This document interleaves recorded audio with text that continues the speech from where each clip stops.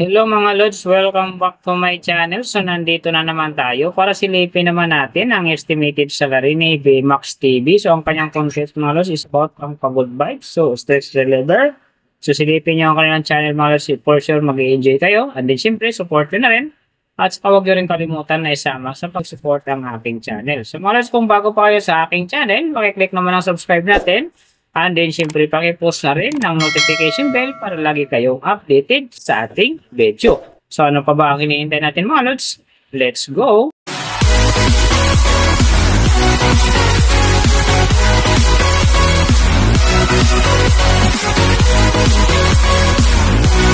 So, mga Lods, si VMAX TV sa ngayon ay mayroon ng upload videos na 842.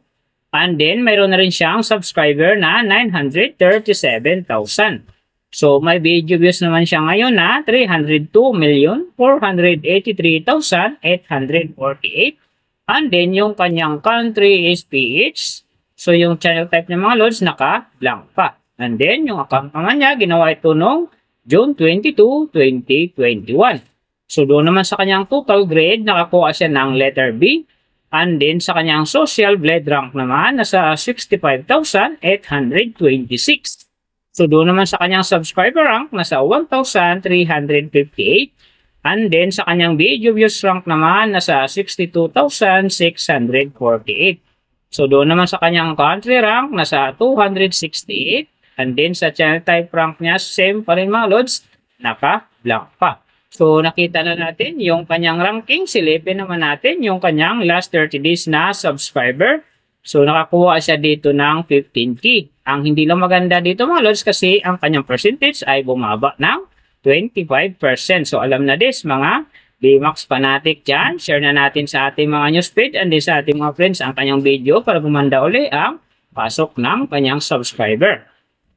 So, doon naman sa kanyang views mga Lods, in the last 30 days, nakakuha siya ng 9.268 M views. So, hindi rin maganda ang kinalabasan kasi bumaba ng konti ang kanyang percentage dito, bumaba ng 1.3%. Ibig sabihin, medyo bumaba din ang pasok ng kanyang views sa ngayon kung i-compare natin sa nakaraan niyang buwan.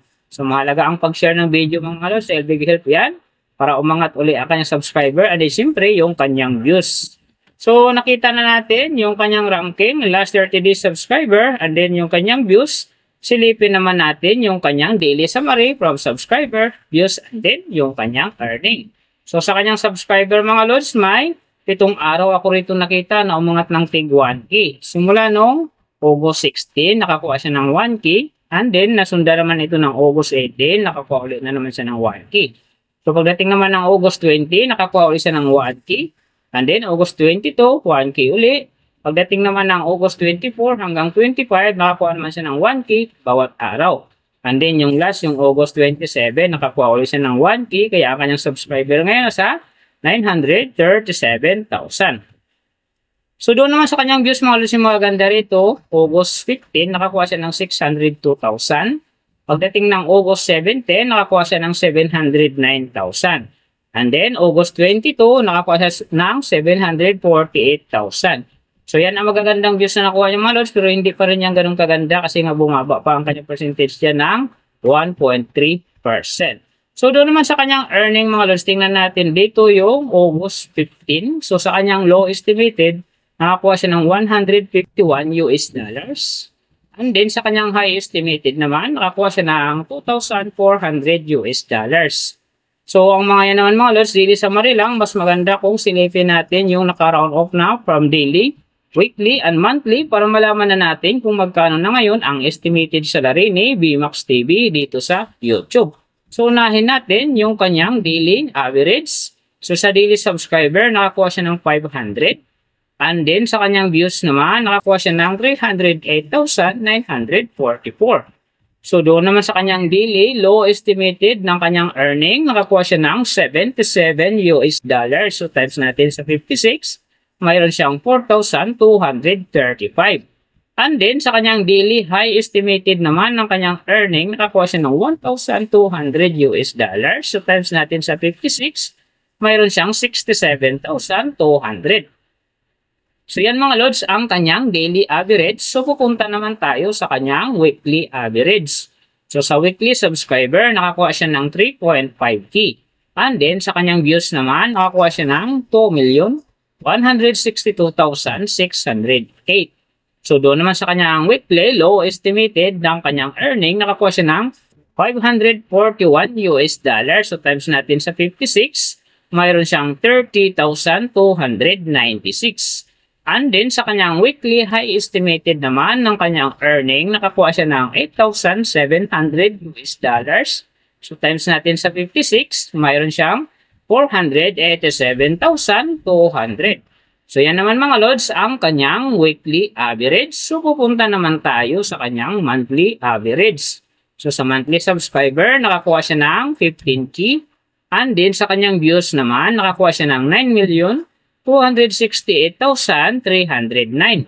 So doon naman sa kanyang monthly, low estimated ng kanyang earning, nakakuha siya ng $2,300. So times natin sa 56, mayroon siyang 128,800. And then sa kanyang monthly high estimated naman ng kanyang earning, nakakuha siya ng $37,100. So times natin sa 56, mayroon siyang 2,077,600. So yan naman mga lods ang kanyang monthly average. And then yung nababanggit ko rito or nakikita nyo is pawang estimated lamang yan. Nakabis lang tayo sa Social Blade website. Isang public website yan na kahit sino pwedeng mag-open para malaman kung magkano na ang estimated salary ng ating mga iniidolong YouTuber, vlogger, or influencer.